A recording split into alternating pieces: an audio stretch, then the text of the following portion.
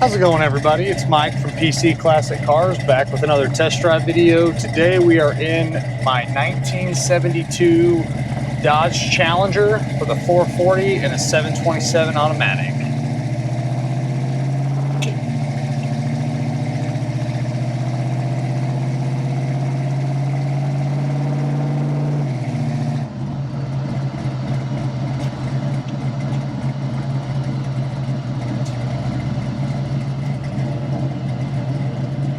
Alright, so again we have a 72 Dodge Challenger. This is a vehicle that's had quite a bit of mechanical upgrades to it. It has a very strong running 440. Unfortunately, I don't have a spec sheet, so I can't tell you exactly what's in the motor, but it runs extremely well. It is backed by a 3-speed 727 automatic transmission, but as you can see, I have been shifting through the gears. It has a reverse manual valve body, so instead of just putting it in drive and going, you do actually have to shift the gears, and it is a manual valve body, and we call it a reverse valve body because when you put it in the first gear, that is going to be 1, and then you shift down and you have 2, and then you shift down and then you have 3, and then vice versa, you go from 3 to 2 to 1 with just pushing the shifter forward. So if someone wanted to change that, you could definitely swap out the valve body for a just a standard one, and then it would just go and drive and you'd be fine. Whoever built this car wanted to kind of have a hot rod so you can shift through the gears. On your rear end, you do have your standard 8 3/4 rear end, but someone definitely did a gear swap. Like cruising at 60, you're definitely turning about 3,000 RPMs. So if it was me, I would either swap to an overdrive transmission, or you could go with a different gear in the rear end because you are pretty wrapped out about 55, 60 miles an hour. Other mechanical options, this one does have power steering. It is manual drums all the way around. And then it does have an aftermarket classic auto air AC, so the heat and AC are aftermarket and they work great. Get a little wind in here instead of turning the air on. The road feel is fantastic outside of the gears. It is, again, pretty low geared, so I would want to do a gear swap on it, make it more road friendly, but that's something that someone could do down the road if you don't plan on cruising at 70 miles an hour. Around town at 55 or 60, it's still comfortable to drive. It steers easy, it brakes nice.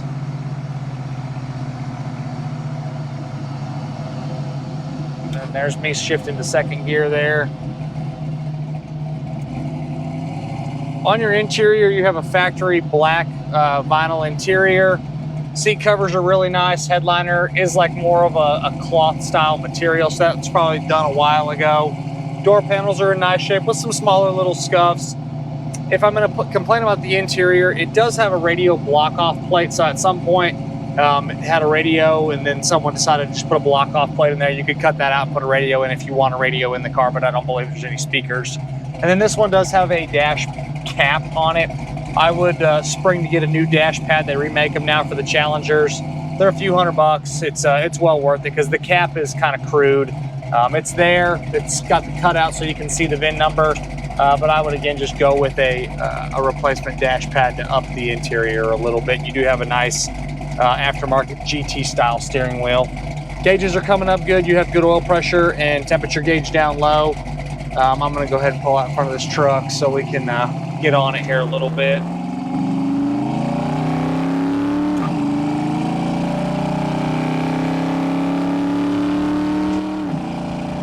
And again, it's real easy to shift. You just pull the shifter down and then you push it back up when you want to go into a lower gear. On the underneath, it is a very solid Challenger. I did not find any rust issues or rust repair. The floors, the frame rails, inside the trunk, the lower quarters, and the drop downs. It is a very solid car. It does have your factory old school style undercoating underneath, but it still shows well. You do have an aftermarket set of headers, dual exhaust. I believe this one had an H-pipe and Flowmaster, so it sounds really good going down the road. Obviously, you'll hear the exhaust. We will put in some photos of the underneath inside this video. Make sure you check out my website, pcclassiccars.com. We'll have a bunch of really good photos of the bottom side underneath it. On the exterior, it is a factory bright red exterior. I don't know when the repaint was done, but it shows really well. Some smaller little touch-ups and smaller flaws, but nothing that's egregious, nothing that's standing out to me. Just some real small minor things. Black vinyl top shows great. This does have the rally graphics on the side. However, it is not a rally car. This was just your standard G-code 318 automatic red black interior car. So they did add a few things to it. Upgrade to that 440 is a great thing over a 318 car. Doesn't hurt my feelings one bit. Someone definitely put some money in the motor and transmission along with the rear end in this car.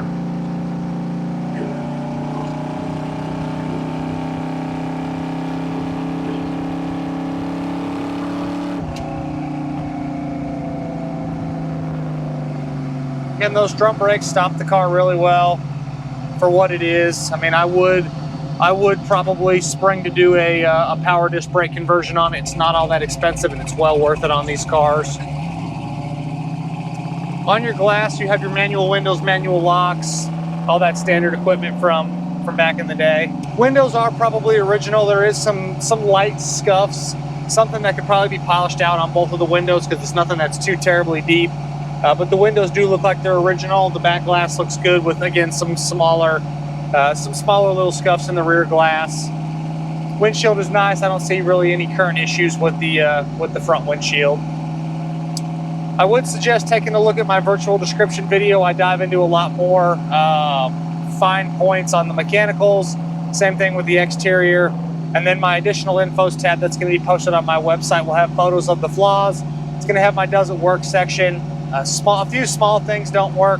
Obviously, there is no radio in the car. There's no speaker, so you could go with a radio of your choice if you want to add a stereo to it. And then your speedometer works, but it's off a few miles an hour due to the wheel and tire size and the gear swap in the rear.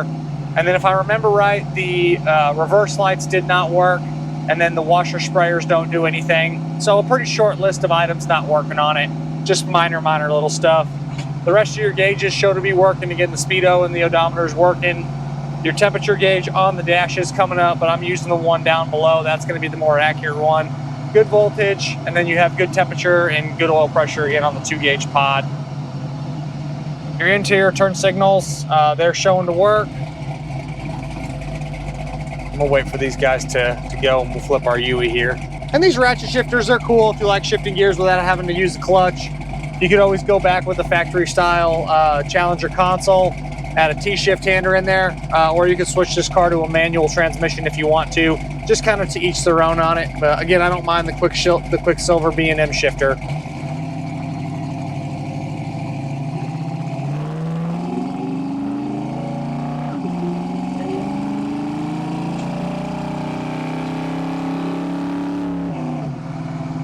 Just a really fun and a really clean Challenger.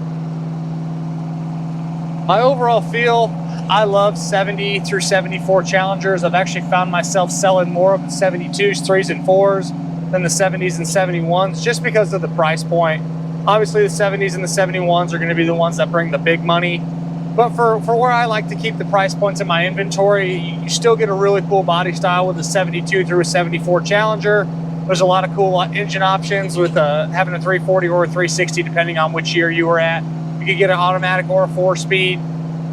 This one having a built big block in it is cool. It doesn't bother me that you would have never had a 440 in a 72 Challenger. Someone spent some money doing the mechanicals and they started with just a really good car. Overall, cosmetically, paint, interior, also the underneath, it's just a really good car.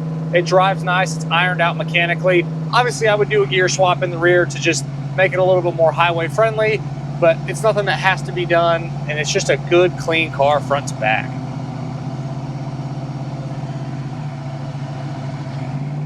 And again, you see that I was in third, and then I pushed the shifter forward to go to second, and then we'll slow down here, and we'll push it again to go one more time down into first gear. And as always, I appreciate y'all stopping in to watch another one of my test drive videos. If there's ever anything else that y'all want to see, don't hesitate to leave a comment. Make sure you check out the virtual description that's going to be posted on my website, along with the additional infos tab. There's going to be a lot of good information in both of those. And we will see you guys on the next test drive video. Thanks again for watching.